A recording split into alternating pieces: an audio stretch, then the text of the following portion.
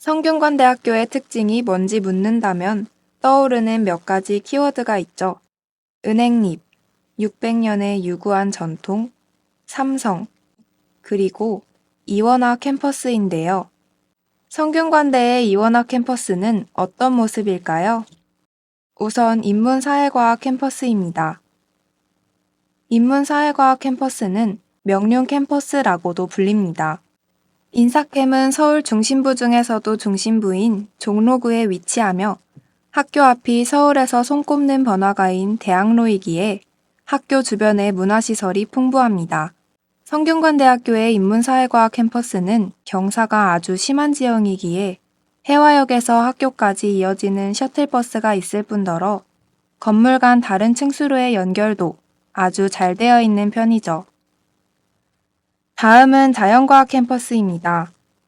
자연과학 캠퍼스는 경기도 수원시 천천동 300번지에 있지만 후문과 쪽문을 둘러싼 배우지나 학교와 가까운 상권과 성균관대역 전철역까지 율전동이라서 율전 캠퍼스라고 불립니다. 정문을 들어서면 푸른 유리에 웅장한 삼성학술정보관이 보이는데 이 삼성학술정보관은 율전 캠퍼스의 상징이라고 할 수도 있습니다. 그렇다면 이원화 캠퍼스와 분교, 차이점은 무엇일까요?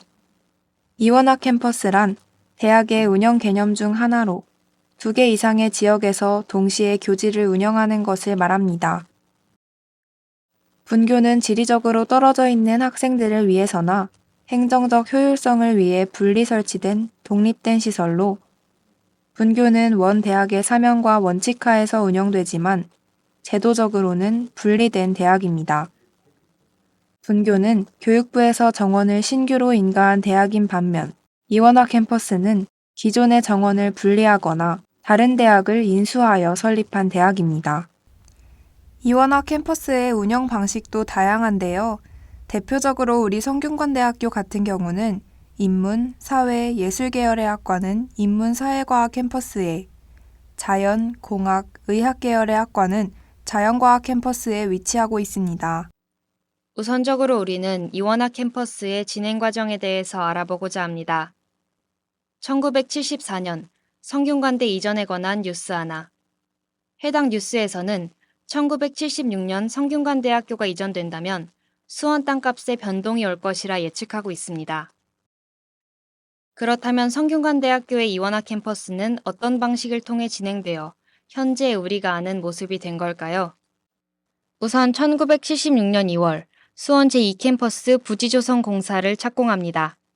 이러한 상황 속에서 1977년 삼성재단은 학교 운영에서 물러났고 1978년 종합운동장이 준공되었으며 1979년 이공대학 공학부 및 농학부의 2, 3, 4학년생 수업을 수원 캠퍼스에서 개강합니다.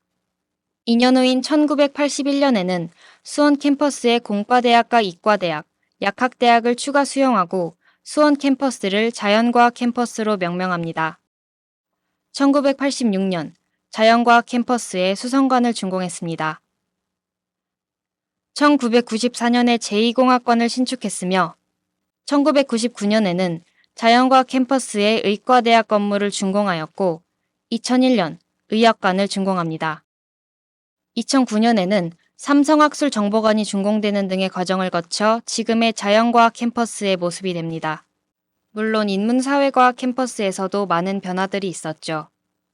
1987년 중앙도서관이 준공되기도 하였고 1999년에는 600주년 기념관이, 1년 후에는 경영관이 준공되었습니다. 또한 2004년에는 법학관, 2009년에는 국제관이 준공되는 등 자연과학 캠퍼스와 분리되고 난 후에 많은 변화를 겪었다는 사실을 알 수 있죠. 이원화 캠퍼스라는 이름에 맞게 서로 다른 곳에서 그 필요에 맞는 변화를 가져가며 하나의 학교에서 2개의 캠퍼스의 형태를 띠게 되는 과정을 알아볼 수 있었습니다. 그렇다면 이원화 캠퍼스가 어떤 장단점을 가지고 있는지 알아볼 때입니다. 이원화 캠퍼스의 가장 큰 장점은 서울 외 지역의 활성화에 이바지한다는 것입니다.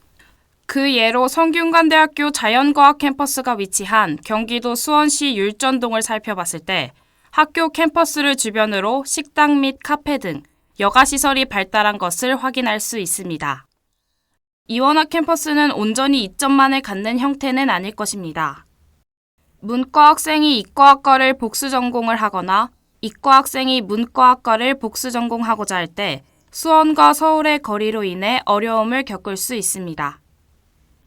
이원화 캠퍼스의 형태로 인해 발생하는 어려움이 있지만 해결을 위해 학교에선 캠퍼스 간 셔틀버스를 운영하고 계열제 학생들의 경우엔 문과와 이과가 모두 섞인 반형태 그룹인 LC 제도를 운영하여 저학캠 학생과 인사캠 학생의 교류를 늘리는 등의 노력을 하고 있습니다. 고전 명저 북클럽, 창의적 융합 디자인 과목을 개설해 계열제 학생들은 물론 학과생들도 한데 어우러져 수업을 듣는 기회를 제공합니다. 이원화 캠퍼스라는 제도로 인해 우리 학교는 총학생회의 구성에도 다른 학교와는 다른 모습을 띠는데요. 총학생 운영 이제 말씀을 드리자면 저희는 애초에 출마를 할 때 이제 양 캠퍼스가 같이 출마를 하게 되고요.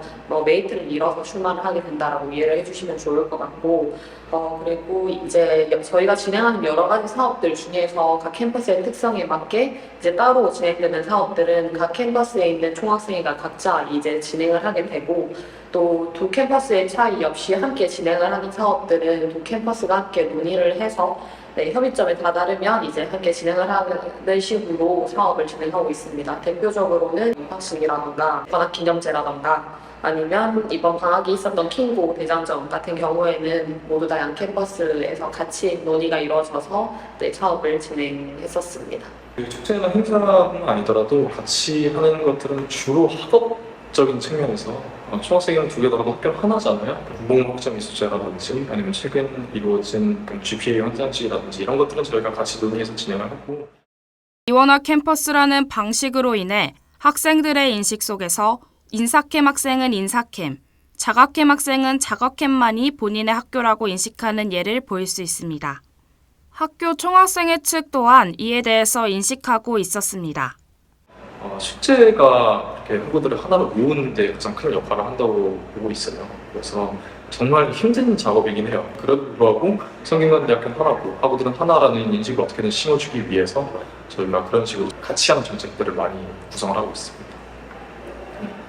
방금 말씀해 주셨듯이 특히 학교에서 진행하는 여러 가지 행사, 학식이라던가 국토대장정이라던가 아니면 에스카라라던가 이제 그런 행사는 보통 다 사실 캠퍼스를 굳이 분리할 필요가 없는 행사니까 이제 다 같이 행사를 진행하려고 많이 노력을 하고 있고, 그런 과정에서 오는 어쩔 수 없는 조금 불편함이 있다고는 생각을 합니다. 어쩔 수 없이 발생하는 문제 같은 경우에는 사실 물리적 거리가 있다 보니 거기에 오는 어려움이 가장 큰 것 같습니다. 그래서 회의를 진행을 할 때도 물론 온라인으로 충분히 회의를 진행을 할 수도 있지만 사실 오프라인으로 만나서 회의를 하는 게 협의에 다다르게 훨씬 더 쉬운 경우가 많으니까, 그리고 또 이제 두 캠퍼스의 구성하부 분들이 조금 차이가 있으니 이제 각 캠퍼스에 따라서 조금 지향하는 방향성에 대한 차이가 조금 생기기도 하는 거는 어쩔 수 없는 부분인 것 같습니다.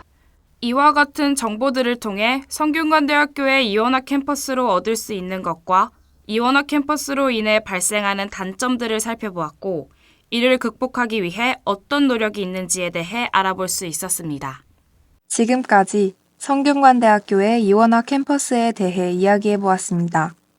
성균관대학교는 상생발전의 거점 대학으로서 기술, 인력개발, 사회문제 솔루션을 제공하는 실질적인 파트너십을 목표로 하여 수원과 서울 지역에 이원화 캠퍼스를 배치하였는데요.